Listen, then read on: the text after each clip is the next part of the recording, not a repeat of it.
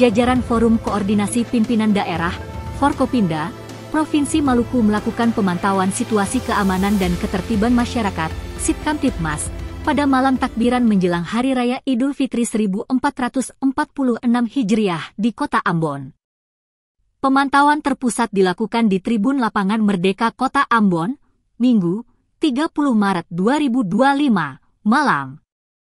Kegiatan pemantauan ini dihadiri oleh sejumlah tokoh penting di Provinsi Maluku, antara lain Gubernur Maluku, Hendrik Lewerisa, Kapolda Maluku, Irjen Pol Edit Tambunan, Pangdam 15 Patimura, Maijen TNI Putranto Gatot Sri Handoyo, dan Wali Kota Ambon, Bodewin Watimena.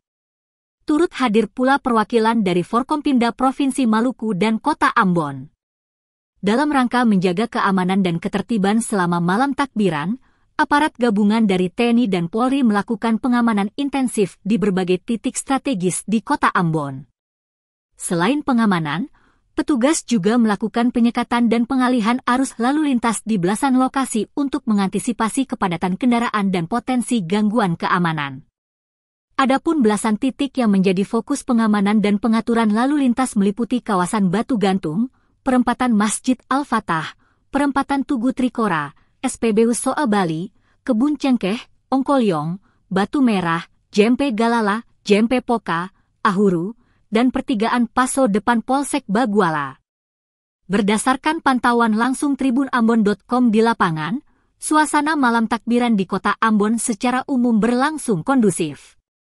Masyarakat tampak antusias menyambut Hari Raya Idul Fitri dengan melaksanakan takbir keliling secara tertib dan aman. Forkopimda Maluku terus mengimbau masyarakat untuk tetap menjaga ketertiban dan keamanan selama perayaan malam takbiran hingga pelaksanaan Salat Idul Fitri esok hari. Kehadiran para pimpinan daerah dalam pemantauan ini menunjukkan komitmen pemerintah dan aparat keamanan dalam memberikan rasa aman dan nyaman kepada masyarakat dalam menyambut Hari Raya.